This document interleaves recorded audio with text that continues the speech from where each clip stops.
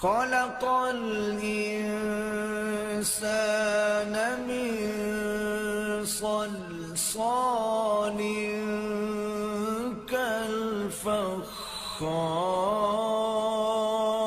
كالفخار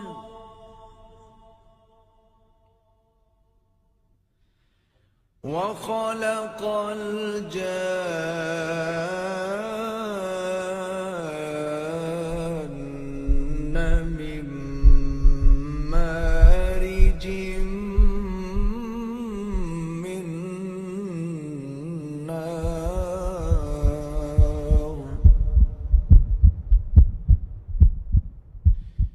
فبأي آلاء